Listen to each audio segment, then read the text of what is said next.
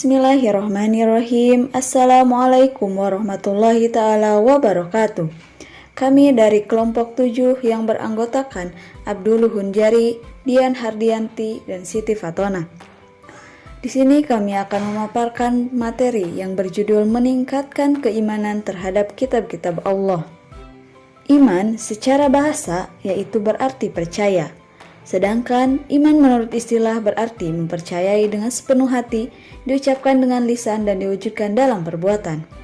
Iman kepada kitab-kitab Allah Subhanahu wa Ta'ala berarti mempercayai dengan sepenuh hati dan diucapkan dengan lisan bahwa Allah Subhanahu wa Ta'ala telah menurunkan kitab kepada Rasul-Nya untuk dijadikan sebagai pedoman dalam menjalani kehidupan. Keyakinan tersebut diwujudkan dalam perbuatan dan tingkah laku sehari-hari. Dalil nakli beriman kepada kitab-kitab Allah terdapat dalam surat Al-Baqarah ayat 4 yang berbunyi A'udzu billahi minasyaitonir rajim. Bismillahirrahmanirrahim.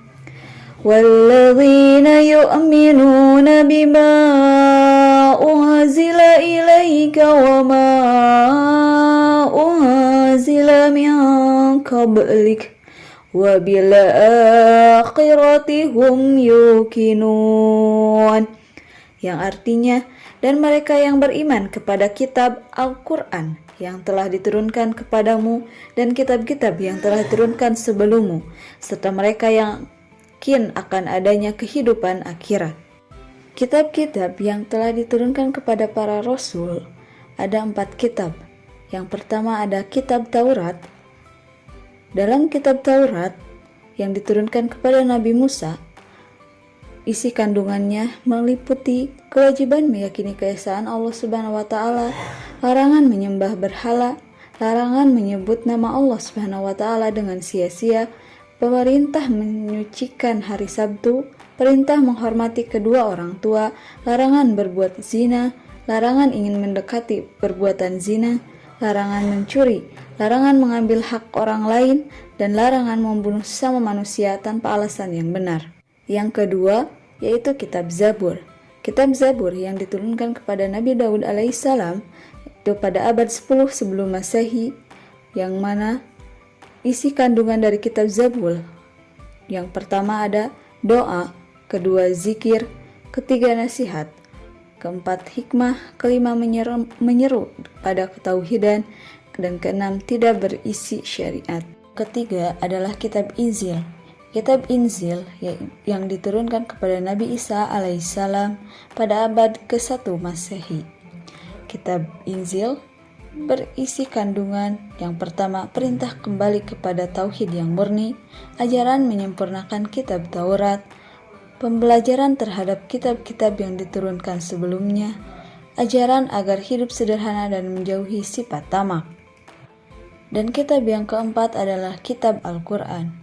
Al-Quran adalah wahyu-wahyu Allah yang diturunkan kepada Nabi Muhammad SAW, baik yang disampaikan dengan perantara malaikat Jibril maupun yang diterima langsung melalui isyarat.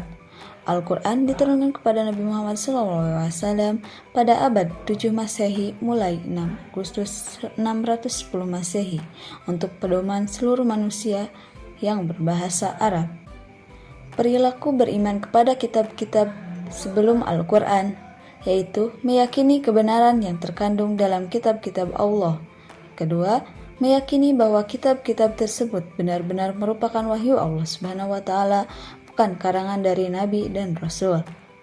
Perilaku beriman kepada Al-Quran yaitu 1. Meyakini bahwa Al-Quran yang merupakan wahyu Allah Subhanahu wa Ta'ala, bukan karangan Nabi Muhammad SAW. Yang ketiga, meyakini bahwa Al-Quran dijamin kebenarannya oleh Allah Subhanahu wa Ta'ala tanpa keraguan sedikit pun. Yang ketiga, mempelajari, memahami, dan menghayati isi kandungan dari dalam Al-Quran. Yang keempat, mengamalkan ajaran Al-Quran dalam kehidupan sehari-hari. Hikmah beriman kepada kitab-kitab Allah. Yang pertama, meningkatkan keimanan kepada Allah Subhanahu wa Ta'ala yang telah mengutus para rasul untuk menyampaikan risalahnya. Yang kedua, termotivasi untuk beribadah dan menjalankan ketentuan agama. Yang ketiga, hidup menjadi lebih tertata karena adanya hukum yang bersumberkan pada kitab suci.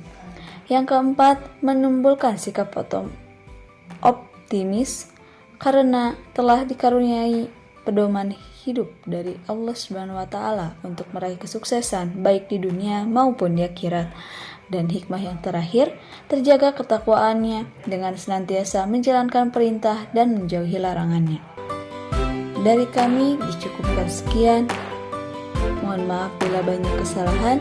Wallahul muwaffiq ila aqwamit thoriq. Wassalamualaikum warahmatullahi taala wabarakatuh.